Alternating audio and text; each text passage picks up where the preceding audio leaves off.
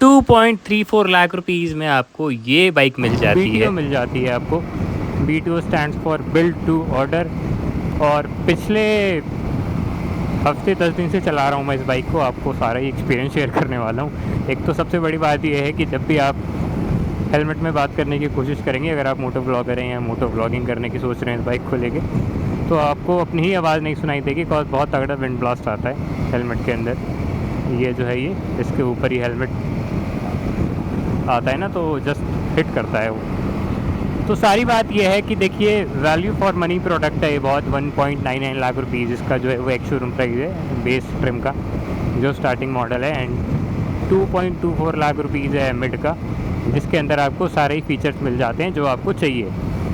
और फिर ये आ जाता है BTO में आपको adjustable suspension, brass coated chain, और शायद एक आध कुछ चीज़ें एक्स्ट्रा मिलती होंगी तो मिलती होगी। फ्रंट एंड रियर बहुत एडजस्टेबल सस्पेंशन मिलते हैं आपको। तो क्या ये बाइक आपके लिए सही है, क्या नहीं है, मेरा एक्सपीरियंस कैसा रहा?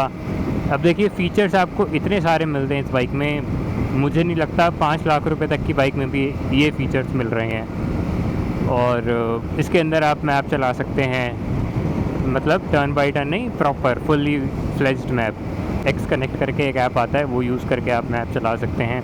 इसके अंदर आप अपने बाइक के डॉक्यूमेंट्स रख सकते हैं, सबसे प्रैक्टिकल और कूल फीचर। 4 राइडिंग मोड्स आते हैं, टूर, रेन, ऑफ रोड है, और एक और कोई सा तो है, अर्बन। रैली है और अर्बन है। रैली में पीछे का ABS ऑफ हो जाता है। और ऑटो हेडलैम्प्स आते हैं, टायर प्रेशर मॉनिटरिंग सिस्टम आता है, ये देख रहे हैं 30 PSI दिखा रहा है दोनों में। एंड लैम्प कंट्रोल में आप जो है वो, जैसे आपका कार में होता है ना फॉलो मी हेडलैम्प, या हेडलाइट कितने देर तक ऑन रहेगी गाड़ी ऑफ करने के बाद, इंटेंसिटी, टेक मी होम है इसमें फॉलो मी हेडलैम्प की जगह, वेलकम लैम्प, मतलब वही। तो ये सारे फीचर जो हैं वो आपको मिल रहे हैं एक 2.5 लाख रुपए की मोटरसाइकिल में। ऑन रोड आपको ये 3 लाख रुपए के आसपास कॉस्ट करनी चाहिए, डिपेंड करता है आप कौन से स्टेट में ले रहे हैं। व्हीकल कंट्रोल के अंदर आप जाएंगे तो ट्रैक्शन कंट्रोल, क्विक शिफ्टर आता है इसमें बाई डायरेक्शनल, आप क्लचलेस शिफ्ट कर सकते हैं, up shift and down shift, और ट्रैक्शन कंट्रोल ऑफ कर सकते हैं। तो फीचर्स में आपको कोई दिक्कत नहीं आएगी अगर आप ये बाइक एक बार को टूरिंग के लिए ले रहे हैं। यहाँ पे आपको ये चार्जर भी लगा हुआ मिल जाएगा, जिसके अंदर Type-C और नॉर्मल USB है। ये शायद एक्सेसरीज़ का पार्ट है, एक बार मैं कंफर्म कर दूँगा। क्रूज़ कंट्रोल आता है, आपको मैं दिखाई देता हूँ। ये देखिए 80 पे क्रूज़ कंट्रोल लगा दिया है मैंने। और लॉन्ग टूरिंग अगर आपको करनी है, एक स्टेट से दूसरे स्टेट जाना है, काफ़ी हेल्पफुल फीचर है। अगेन ये हैंड गार्ड लगा हुआ मिलेगा आपको स्टैंडर्ड BTO में, और आई थिंक इससे नीचे वाले मॉडल में भी आता है ये विंडशील्ड लगी हुई मिलेगी। सीट कंफर्ट बहुत अच्छा है। एडजस्टेबल सस्पेंशन है, बट मैंने इनको ज़्यादा छेड़ा नहीं। ये मिड में सेट है, आई थिंक 7 या 8 स्टेप मैंने इसको खोल रखा है, बट अच्छी चल रही है ये। आप चाहें तो राइट स्टिफ और हार्ड कर सकते हैं, डिपेंड करता है आपको कहाँ चलाना है। और ब्रेकिंग अच्छी है, I like the braking, because जब ज़्यादा लॉन्ग ट्रैवल सस्पेंशन होता है तो ब्रेकिंग कहीं ना कहीं कॉम्प्रोमाइज़ होने लगती है, बट इसके केस में ऐसा नहीं है। फ्रंट ब्रेकिंग बाइट जो है वो बहुत अच्छा है, फील होता है आपको कि हाँ बाइक मेरी यहाँ रुक जाएगी अगर मैंने यहाँ ब्रेक लगाया है तो। और एर्गोनॉमिक्स अच्छे हैं बाइक के। और क्या हाईलाइट करना था मुझे, हल्की वाइब्रेशन है इंजन में। 299 पॉइंट सम सीसी का इंजन है ये, 36 PS और 28.5 न्यूटन मीटर टॉर्क बनाता है।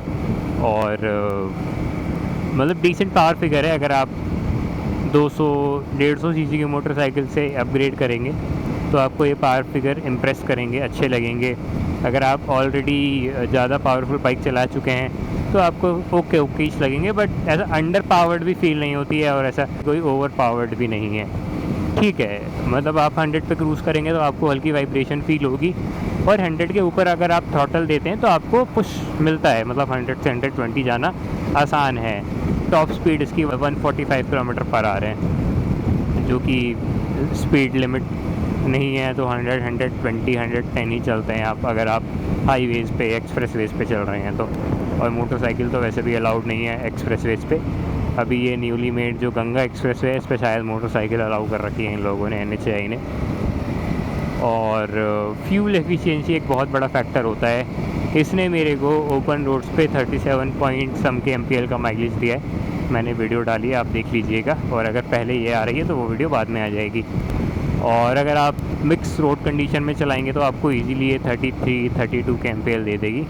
आपको मैं अपनी कुछ ट्रिप्स भी दिखाई देता हूँ कि मेरे को इसने कितना कितना दिया है। 402 किलोमीटर की ट्रिप में इसने मेरे को दिया है 30.3 के MPL का माइलेज। और ट्रिप भी क्या कह रही है, ट्रिप भी 194 के MPL की है, इसने मेरे को इसमें 30 का दिया है। कॉल मैं भगा के चला रहा था, मतलब ऑन एन एवरेज 30-32 के MPL ये आपको दे देगी। आप बहुत ही आराम से कंटिन्यूसली चल रहे हैं 90-100, 90-100, 80-90, 100, तब आपको जो है ये 36-37 के MPL आराम से देगी। किसी भी मोड में अगर आप चला रहे हैं, डजेंट मैटर।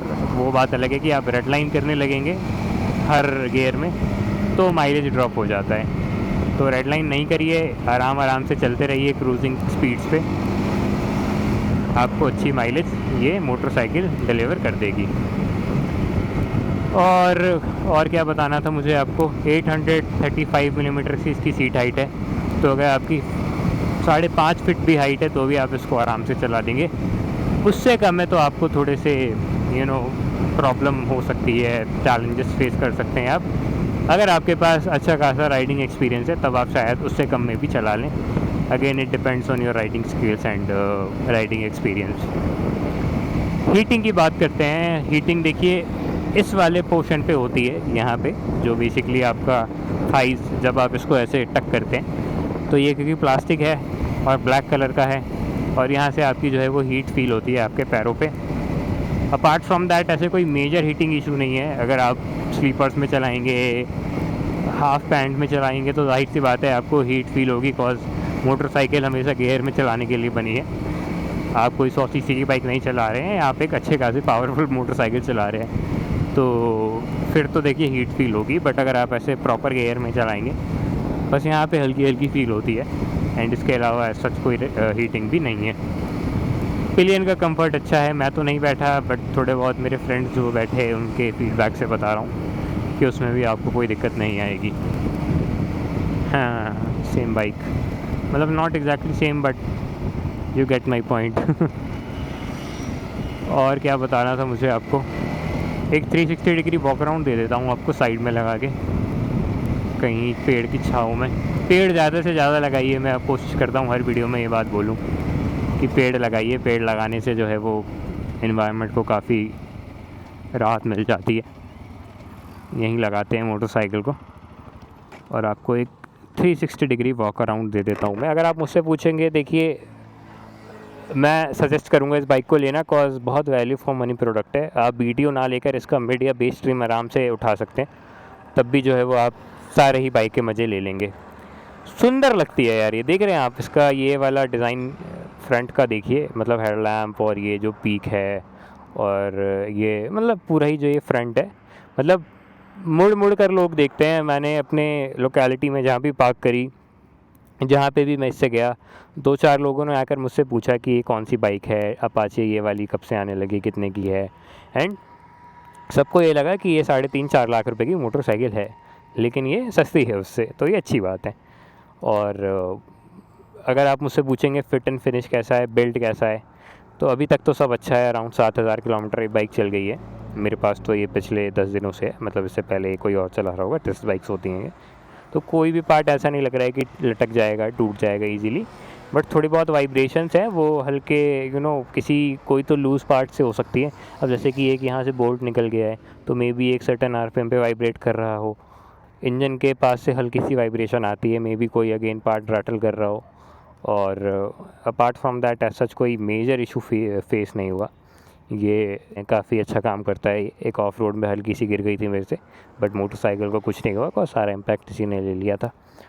और ब्रेकिंग अच्छी है, मैंने आपको बताया, मतलब स्टांस बहुत अच्छा है मोटरसाइकिल का। अगर आप कहीं भी खड़ी कर रहे हैं, आप इसको लेकर जा रहे हैं, तो लोग आके डेफिनेटली पूछेंगे क्या है, कौन सी बाइक है, और क्यूरियोसिटी रहती है लोगों में कि यार कौन सी मोटरसाइकिल आ गई ऐसी।